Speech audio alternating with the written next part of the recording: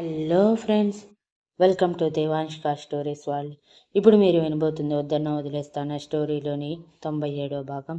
2 నిమిషాల తర్వాత ఏడుస్తున్న ప్రజ్ఞని చూసి ఇష్వాన్ కంగారుగా ఏమైంది చిన్ను అని అడుగుతుంటే ప్రజ్ఞ కోపంగా ఇష్వాన్ భుజం మీద కొడుతూ, కనీసం నన్ను అడగకుండా నువ్వు ప్రొసీడ్ అయిపోయావు. నువ్వన్న మాట నిజం చేశావు.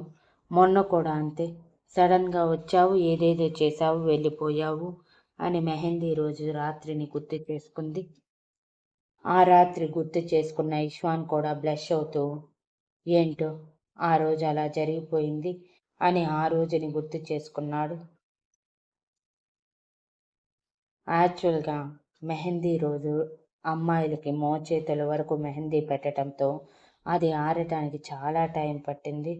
ప్రజ్ఞ తన రూమ్లోనే ఉంటుందని తెలిసిన ఇష్వాన్ తన చేతికి పెట్టిన మెహందీ ఆరటమే వెంటనే కడిగోసుకొని ఎప్పట్లా కాకుండా దర్జాగా మెయిన్ డోర్ నుంచే ప్రజ్ఞ రూంలోకి దూరాడు.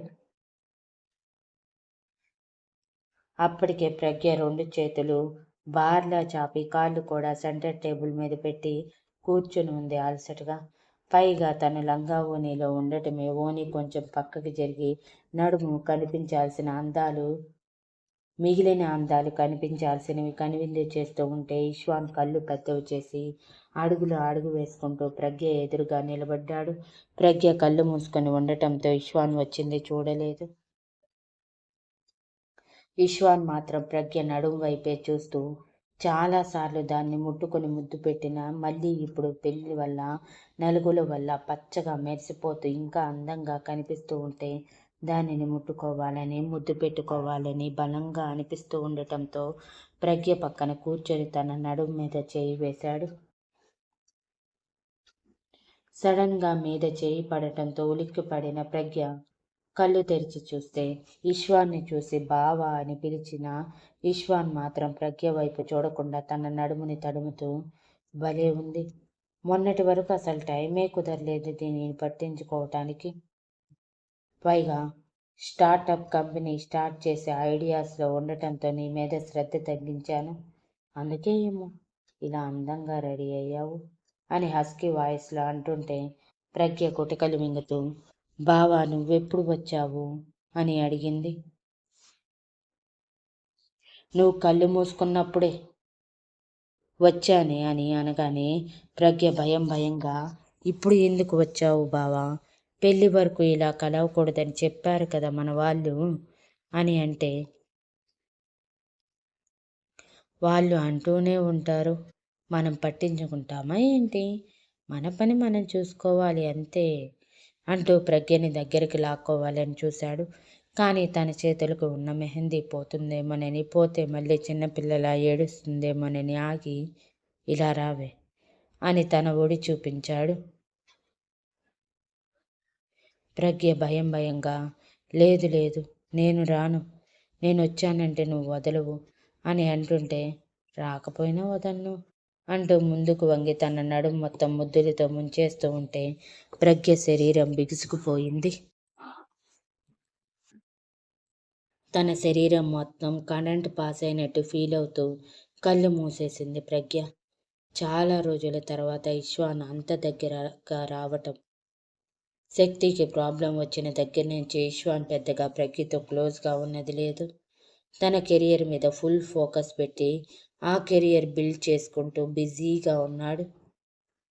కానీ ఇప్పుడు ఆల్రెడీ ఇవాన్ వాళ్ళతో మాట్లాడి తన జాబ్కి రిజైన్ చేసేసి స్టార్టప్ కంపెనీ మ్యారేజ్ తర్వాత పెట్టేయాలని ఫిక్స్ అయిపోవటంతో ఫ్రీగా ఉన్నాడు. అందుకే ఇప్పుడు ప్రజ్ఞ దగ్గరికి పరిగెత్తుకుంటూ వచ్చాడు.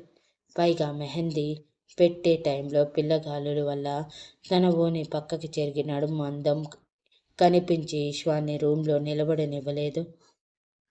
అందుకే ఆ నడుముకి తన ప్రేమ చూపించాలని వచ్చేశాడు.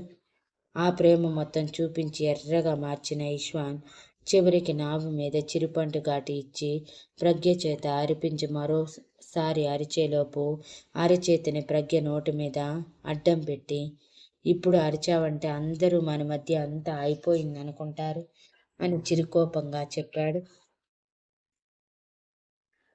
ప్రజ్ఞ ఏడుపు మొహంతో, నువ్వు ముందు నన్ను వదులు అన్నట్టు ఇష్వాన్ చేతి వైపు చూపిస్తుంటే ఆ చేతిని కొంచెం కొంచెం పైకి తీసుకువస్తున్న ఇష్వాన్ కార్నర్ స్మైల్తో చూస్తూ ఉంటే ప్రజ్ఞ కళ్ళు పెద్దవి చేసి వద్దు అన్నట్టు కళ్ళతోనే బ్రతిమలాడుతూ ఉంది. ఒక చేయి తన నోటి మీద ఉండటంతో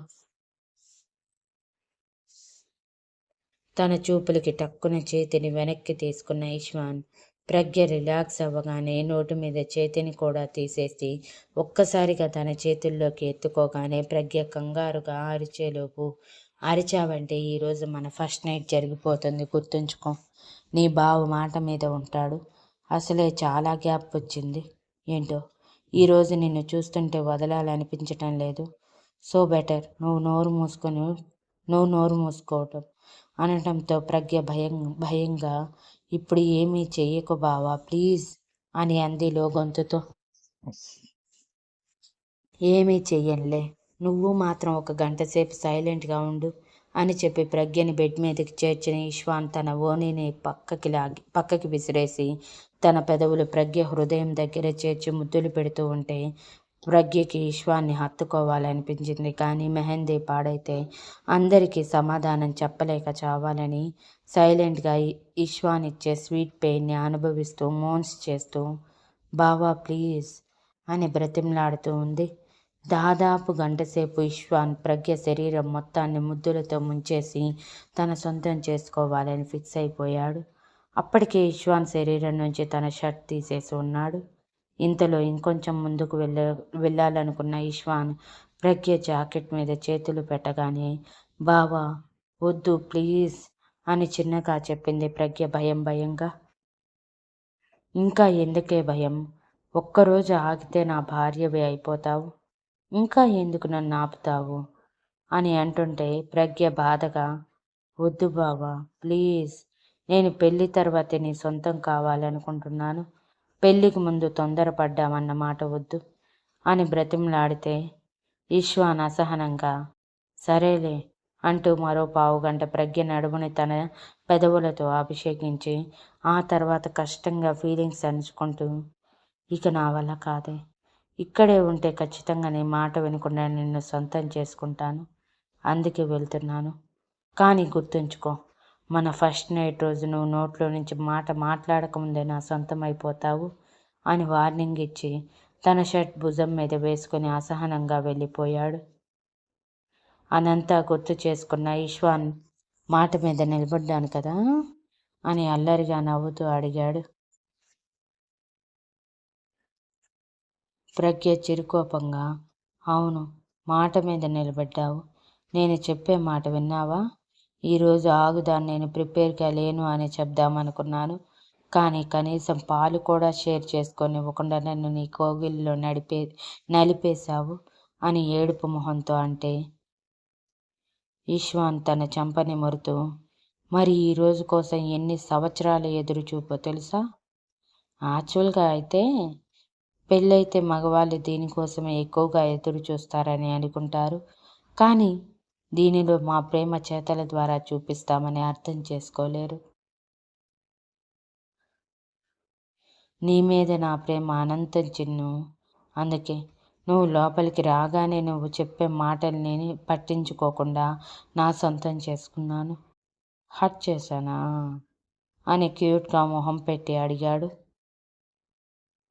ఆ క్యూట్ మొహానికి కరిగిపోయిన ప్రజ్ఞ లేదులే బావా, కానీ నొప్పిగా ఉంది అని అనగానే ఫస్ట్ టైం కదరా, అంతే ఉంటుంది, నెక్స్ట్ టైం అలా అనిపించదు అంటూ చెమటకి అతుక్కుపోయిన తన వెంట్రుకలని తీస్తూ చాలా అలసిపోయావు, పాలు తాగు అంటూ పైకి లేచిన ఇష్వాన్ ప్రజ్ఞని తన ఒడిలోకి లాక్కొని అడ్జస్ట్ చేసుకున్నాక ఇద్దరి మీద బ్లాంకెట్ కప్పేసి పక్కన పెట్టిన పాలు సగం ప్రజ్ఞ చేత తాపించి తను సగం తాగాక కొంతసేపు కబుర్లతో కాలం వెళ్ళబుచ్చి మరో అరగంట తర్వాత తన చేతులకి పని చెప్పి ప్రజ్ఞ వీపుని నడుముని తడుముతూ ఉంటే ప్రజ్ఞ కంగారుగా బావా ఏం చేస్తున్నావు అని అడిగింది. చాలా గ్యాప్ వచ్చేసింది అంటూ ప్రజ్ఞ మాట్లాడేలోపే తనని అల్లుకుపోయాడు ఇష్వాన్. మొదట అడ్డుపడదామనుకుంది ప్రజ్ఞ. కానీ ఇష్వాన్ ప్రేమ అనంతం కావటంతో తను ఆపే కొద్దీ ఇంకా రెచ్చిపోతూ ఉంటే తనకే నష్టమని సైలెంట్గా ఇష్వాన్ ప్రేమని అనుభవిస్తూ తను కూడా తన ప్రేమ చూపిస్తూ ఆ రాత్రి మొత్తం నిద్ర లేకుండా గడిపేశారు. ఎంత ప్రజ్ఞని అల్లుకుపోతున్నా ఇంకా ఇంకా కావాలనిపిస్తుంది ఈశ్వానికి.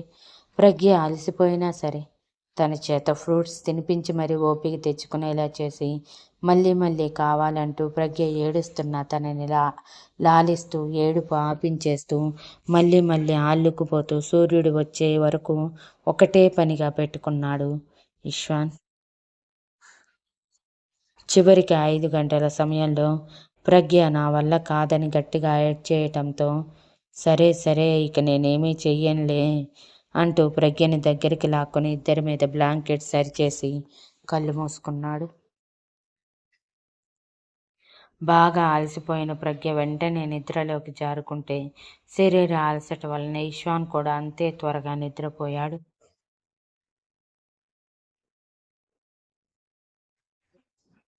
ఇప్పుడు మనం వేణు ఆద్యల దగ్గరికి వెళ్దాం పదండి. హోటల్కి చేరుకున్న వేణు దారి మొత్తం సైలెంట్గా ఉన్న ఆద్యని కొంచెం విచిత్రంగా చూస్తూనే తనకేదో ఫిట్టింగ్ పెట్టబోతుందని అర్థం చేసుకుంటూ ఆద్యని తీసుకొని ముందుగానే కీస్ ఉండటంతో రిసెప్షన్లో ఇన్ఫామ్ చేసేసి ఆద్యని తీసుకొని హనీమూన్ సూట్కి వెళ్ళాడు. లోపలికి వెళ్ళటమే వాతావరణం మారిపోయినట్టు ముక్కుపుటాలకి ఆరోమా స్మెల్ గట్టిగా తగిలి ఇంకా భయాన్ని పెంచింది ఆద్యలో. వేణు మాత్రం ఆ రూమ్ డెకరేషన్ మొత్తం చూస్తూ వావ్ చాలా బాగా రెడీ చేయించాడు మా నాన్న అని అనగానే ఆద్య చిన్నగా కళ్ళెత్తి రూమ్ మొత్తం చూసింది. రూమ్ మొత్తం చిన్న చిన్న లైటింగ్స్తో, బెడ్ మొత్తం పూలతో, వాల్స్ మొత్తం రోజెస్తో, అక్కడక్కడ సెంటెడ్ క్యాండిల్స్తో వాతావరణం మొత్తం హనీమూన్ కపుల్ కోసం చాలా అందంగా రెడీ చేశారు. అదంతా చూసిన ఆద్యలో ఇంకొంచెం భయం పెరిగిపోయి చేతులు నలిపేసుకుంటూ ఉంటే లోపలికి వెళ్దాం పద ఆద్య అంటూ తన చేతిని పట్టుకుని లోపలికి తీసుకువెళ్ళాడు వేణు. తను బెడ్ మీద కూర్చొని ఆద్యని కూర్చోమనే లోపే డోర్ బెల్ మోగటంతో నువ్విక్కడే ఉండు నేను చూసి వస్తాను అని అంటూ వెళ్ళి డోర్ తీసి ఆల్రెడీ ముందుగానే సాగర్ పాలు పంపించమని చెప్పటంతో అవి తీసుకున్న వేణు థ్యాంక్ యూ చెప్పి డోర్ క్లోజ్ చేసి లోపలికి వెళ్ళాడు. అప్పటికే భయంతో బిక్కుబిక్కుమంటూ చూస్తున్న ఆద్య వేణు చేతిలో పాల గ్లాస్ చూసి ఇంకా భయం పట్టుకొని బావ నిజంగా ఈరోజు నా మాట వినడా? ఆ రోజు అన్నట్టు ఈరోజు రెచ్చిపోతాడా? అక్క చెప్పింది నిజమా? వదిన కూడా అంది ఈ టైంలో మగవాళ్ళు ఆగలేరని. మరి బావ ఆగుతాడా? ఎందుకో చాలా టెన్షన్గా ఉంది. నేను దీనికి రెడీగా లేననిపిస్తుంది అని తనలో తానే అనుకుంటూ ఉండగా తన పక్కన కూర్చున్న వేణు ఆద్య చేతిని పట్టుకుని ఏమైంది ఆద్య భయంగా ఉన్నావు అని అడిగాడు. ఇంకెలా ఉండమంటావు బావా? నీ వల్లే మొత్తం నీ వల్లే ఇదంతా. మెహందీ రోజు నువ్వు నా దగ్గరికి రాకుండా ఉండుంటే ఈరోజు నేను కొంచెమైనా ధైర్యంగా ఉండేదానిని అని బయటికి అనలేక మనసులోనే అనుకుంటూ ఆ రోజు జరిగింది గుర్తు చేసుకుంది. యాక్చువల్గా సేమ్ వేణు కూడా ఇష్వాన్ లాగా ఆద్యని లంగా ఓణీలో చూసి బాగా టెంప్ట్ అయిపోయాడు. పైగా ఇప్పటి వరకు ఆద్యతో పెద్దగా చొరవ తీసుకుంది లేదు. మహా అయితే ప్రపోజ్ చేసినప్పుడు ఒక చిన్న కిస్, ఆ తర్వాత పరిస్థితుల వల్ల ఎప్పుడూ దగ్గరగా వచ్చింది లేదు. ఇప్పుడు మాత్రం అన్నీ సెట్ అయిపోయి ఆద్యని అలా చూశాక తనతో మాట్లాడాలని ఇంకా ఏదో చెయ్యాలని అనిపిస్తూ ఉంటే ఎవరూ చూడకుండా పెళ్లి ఇల్లు కావటంతో డోర్ తెరిచే ఉండటంతో నిదానంగా లోపలికి దూరిన వేణు ఆద్య రూంలోకి వెళ్ళాడు. ఆద్య రూంలో ఆద్య తప్ప ఎవరూ లేరు. పైగా డోర్ కూడా లాక్ చేసుకోలేదు ఎవరు వస్తారని ధైర్యంతో.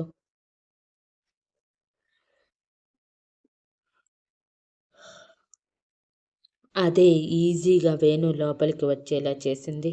లోపలికి వచ్చిన వేణు డోర్ క్లోజ్ చేసి బెడ్ మీద కూర్చొని ఉన్న ఆద్యని చూసి ఆద్య అంటూ దగ్గరికి వెళ్ళాడు. సడన్గా వేణుని చూసిన ఆద్య బావా నువ్వేంటి ఇక్కడ అని కంగారుగా అడుగుతుంటే కంగారు పడికే ఎవరూ చూడలేదు అంటూ ఆద్య దగ్గరికి వెళ్ళిన వేణు తన నడుం చుట్టూ చేయి వేసి దగ్గరికి లాక్కున్నాడు. చేతులకి మెహందీ ఉండటంతో వేణుకి టచ్ అవ్వకుండా చేతులు పైకి పెట్టుకున్న ఆద్య, ఏం చేస్తున్నావు బావా అని వణుకుతున్న గొంతుతో అడిగింది. అప్పటికే వేణు చేతులు డైరెక్ట్గా నడుముని టచ్ చేయటంతో, ఏంటోనే ఈరోజు కుదురుగా ఉండటం లేదు నా మనసు. ఏదేదో కావాలని చెప్తుంది.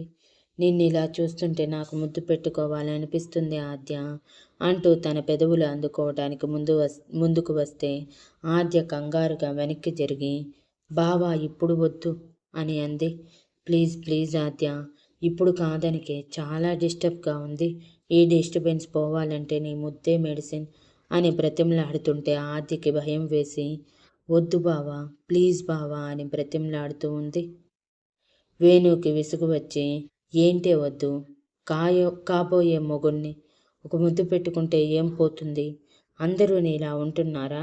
మరీ అప్పలమ్మలా తయారవుతున్నావు అని కోప్పడుతూనే బిక్కమొహం వేసిన ఆద్య పర్మిషన్ అడగకుండా ఈసారి పెదవులు అందుకున్నాడు. ఆ పెదవుల యుద్ధం కాస్త ఆద్యకి భయం వేసేలా చేసి వేణుని వెనక్కి తోయాలనుకుంది. కానీ వల్ల కాక మెహందీ పాడవుతుందన్న భయంతో వేణుని పిలవాలి అనుకుంది. కానీ తన పెదవులు వేణు పెదవుల్లో బంధించబడి ఉండటంతో ఏమీ చేయలేకపోయింది.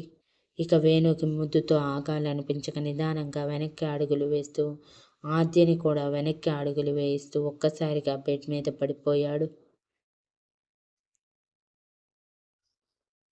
సడన్గా అలా పడటం, పెదవులు వేరవటంతో బావ అంటూ అరిచిన ఆద్య ఏడవటానికి రెడీగా ఉంటే తన ఏడుపు బయటికి వచ్చేలోపు వేణు పెదవులు ఆద్య నడుముని చేరాయి.